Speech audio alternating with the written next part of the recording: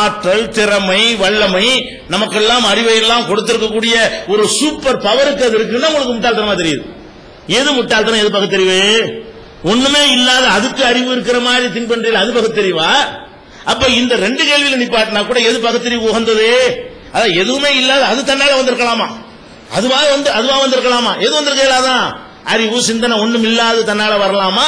அதை ஒருத்தன் படைச்சான்னு சொல்லி காரணகாரியத்தோட அறிவியல் பூர்வமான காரணத்தோட நாங்கள் விளக்கினால் அதுக்கு என்ன கேக்குறீங்க? இந்த ஒரு கேள்விதான் உங்களால கேட்க முடிஞ்சே தவிர அது இந்த பொருளை படைச்சவன் இல்லைங்கிறதுக்கு ஆதாரமாகாது. அவனை படைச்சது யாருக்கு வேற கேள்விக்கு போகுமே தவிர அவனை ஒத்துக்கிட்டீங்க எப்ப பார்த்தாலும், அதுலயும் நான் ஒத்துக்கிறீங்க. அப்ப நீங்க உங்களுடைய வாதத்தின் பிரகாரம் என்னன்னு கேட்டா கடவுள் காட்டலன்னு தான் நீங்க சொல்றீங்களே தவிர கடவுள் இல்லைன்னு உங்களுக்கு சொல்ல முடியல. நாங்களும் கடவுளை காட்டணும்னு சொல்ல கிடையாது, இருக்கிறான்னு தான் சொல்றோம். இருக்கிறான் எப்படி சொல்றோம்? ஒரு பகுத்தறிவு உள்ளவன் எப்படி ஒரு பொருளை நம்புவானோ, கண்ணால பார்த்து நம்புவான், காதால கேட்டு நம்புவான், தொட்டு பார்த்து நம்புவான், மோந்து பார்த்து நம்புவான், ஸ்பரிசத்துல நக்கி பார்த்து என்ன செய்வான், நம்புவான். இது எல்லாத்துக்கும் மேல ஒன்றை வச்சு ஒன்றை விளங்குவான். அதுதான் பகுத்தறிவு. ஒன்றை வச்சு அதுல இருந்து என்ன செய்யறோம், புழுக்கமா இருந்தா இதனாலதான் இருக்கிறது, ஒரு மாதிரியான வாடை வந்தா மழை பெய்யுது என்கிற மாதிரி மழையை பார்க்காம ரூம்ல உட்காந்துட்டு சொல்ல முடியும். அப்ப அந்த மாதிரி ஒரு அறிகுறிகளை, ஆற்றல்களை வைத்துக் கொண்டு இன்னொன்று விளங்குறது உங்களுக்கு பகுத்தறிவு எதிரான தெரிந்தால் அப்ப உங்களுடைய பகுத்தறிவைத்தான் இப்ப சோதிச்சு பார்க்கணுமே தவிர கடவுள் அல்ல. விஷயம் விளங்குதா? அதனால அவங்க எந்த ஒரு வாதமும் அந்த விஷயமா யூனிவர்ஸ் சம்பந்தமாக நிறைய விஷயங்கள் சொல்லி இருக்கிறோம். அவரே 1 மணி நேரத்துக்கு மேல வீடியோ கிளிப்லாம் போட்டு காட்டினாரு. அது எல்லாம் அவருக்கு தான் எதிராக இருக்குது, கடவுளை தான் நிரூபிக்குதுன்னு சொல்லிட்டு அவ்வளவு தெளிவான சான்றுகளை நிரூபித்தோம். Topic number 1. ரெண்டாவது என்ன கேட்டோம்? இந்த மனிதனை தனியா சொல்றோம். மனிதன் தலைப்புல இருக்கிறதுனால இந்த மனிதன் இவன் இப்படியே படைக்கப்பட்டவன் கிடையாது. அது ஒரு செல்லு, ஒரு பிராணியா இருந்து அது டெவலப் ஆகி அப்படி ஒண்ணுல இருந்து மாறி மாறி கடைசியா இப்படியான ஒரு நிலைமை அடைஞ்சிருக்குது. ஒவ்வொரு படைப்பும் அப்படித்தான் ஒன்றிலிருந்து மாறினுச்சுன்னு சொல்லி சொன்னீங்க. நான் சொன்னேன் இது டார்வினுடைய அர்த்தப்பழசான ஒரு தத்துவம்ங்க. இதெல்லாம் இந்த அறிவியல் உலகத்தில் பொய் நிரூபிக்கப்பட்டு விட்டதுங்க.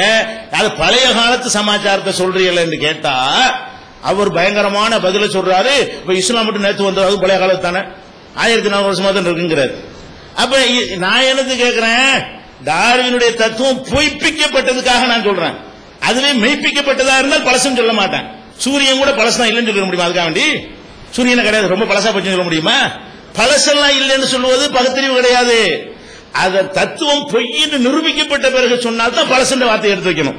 எதுக்காக வேண்டி டார்வினை நான் பழசுன்னு சொன்னேன்? டார்வின் சொன்னது எல்லாம் பொய்ன்னு சொல்லி இன்றைய அறிவியல் உலகம் மரபணு சோதனைகளை செய்து பார்த்து அது பொய் என்று நிரூபித்திருக்கிறது. மூலக்கூறுகளை சோதனை செய்து பார்த்து நிரூபித்திருக்கிறது. டார்வின் எழுப்பிய அர்த்தமில்லாத பைத்தியக்காரத்தனமான டார்வின் வகைராக்கள் எழுப்பிய கேள்விகளுக்கெல்லாம் எதிர்கேள்வி கேட்கிறோமே, அதுக்கு ஆன்சர் இல்ல. நான் எவ்வளவு கேள்வி கேட்டேன், ஒண்ணு பதில் சொன்னார். கவனிச்சீங்களா? இந்த டார்வின் சொன்ன அம்புட்டு பொய்ங்கிறதுக்கு நான் நிறைய கேள்வி கேட்டேன். அதுல ஒன்னே என்ன எலிவாளுக்கு மட்டும் தான் சொன்னார் அவரு. ஏன் ஒரு தத்துவத்தை நீங்க மறுக்கிறது அம்புட்டு சொல்லணும்? எலிவாளை ஒருத்தர் வெட்டினாரு, அதனுடைய குட்டிக்கு வெட்டினாரு, அதனுடைய குஞ்சிக்கு வெட்டினாரு, அதனுடைய குஞ்சிக்கு வெட்டினாரு. ஆனா வால் முளைச்சிட்டு தான் இருந்துச்சு. இந்த ஒரு உதாரணத்துக்கு ஒரு அறிவியலார் சொன்னார், அதை எடுத்து காட்டினேன். அது கூட பொருத்தமற்ற உதாரணம் சொல்லிட்டேன்னு வைங்களேன்.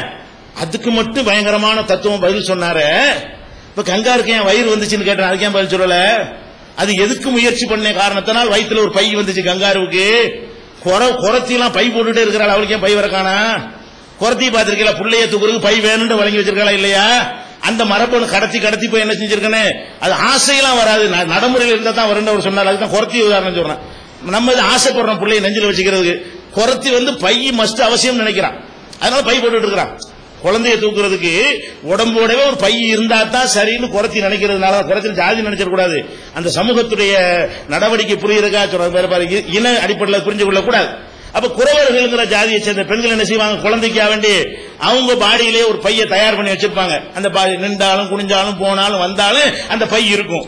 அப்ப உங்க தத்துவ பிரகாரம் என்ன பண்ணணும், அந்த பை தேவையான அந்த பொம்பளை உணர்ற காரணத்தினால அந்த உணர்வு அந்த பிள்ளைக்கு பாதிச்சு, அடுத்த பிள்ளைக்கு பாதிச்சு, முதல்ல 1 இன்ச்சு பை உண்டாயி, அப்புறம் 2 இன்ச்சு பை உண்டாயி, அப்புறம் 50 இன்ச்சு பை உண்டாயி, அப்புறம் குழந்தைய தாங்குற அளவுக்கு பை உண்டாகி, இப்ப பை உள்ள மனுஷியா இருக்கணுமா இல்லையா அவங்க?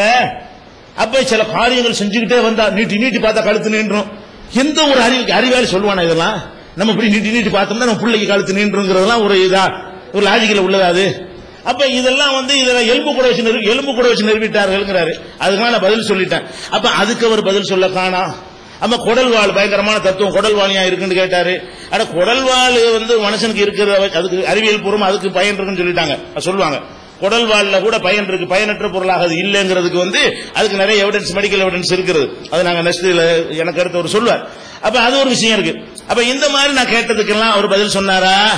கடல்ல உணவு பற்றாக்குறை காரணமாக அங்கே சாப்பாடு கிடைக்காம மீன்கள்லாம் தரைக்கு வந்துச்சு அப்படிங்கிறாரு. கடல்ல எந்த காலத்துல உணவு பற்றாக்குறை இருந்துச்சு? அந்த காலத்திலேயே கோடான காலத்துக்கு முன்னாடி பற்றாக்குறை இருந்தா இப்ப அதிக ஜீவராசி உண்டா, இன்னும் பற்றாக்குறை ஜாஸ்தியா இருக்குமே, இன்னும் டெய்லி ஆயிரக்கணக்கான மீன் உடையாந்துட்டே இருக்கு தரைக்குன்னு கேட்டானே. அதுக்கு பதில் சொன்னீங்களா? உணவு பற்றாக்குறை கடல்ல வாழ முடியல உணவுதான் அது தரைக்கு வந்துச்சான். பள்ளி மாதிரி ஒரு இடமா போச்சான், ஊர்ந்து முத போனிச்சான், ஊர்ந்து போற கஷ்டமா இருந்துச்சான், அதுக்காக காலு முளைச்சிச்சான். இப்படியே ஒரு கதை மாதிரி இந்த விட்லாச்சாரியர் கதை இருக்குது. அதை பகுத்தறிவுன்னு சொல்லக்கூடியவங்க விட்லாச்சாரியார் புராண கதைகளை மிஞ்சிற வகையில ஒரு தத்துவத்தை சயின்ஸ்ங்கிறாங்க. அறிவியலுக்கு எதிரான கொஞ்சம் கூட ஒரு எந்த தோற்றங்களை வைத்து தீர்மானிக்க கூடாத விஷயங்கள்லாம் தீர்மானிச்சு அதை பண்ணாங்க.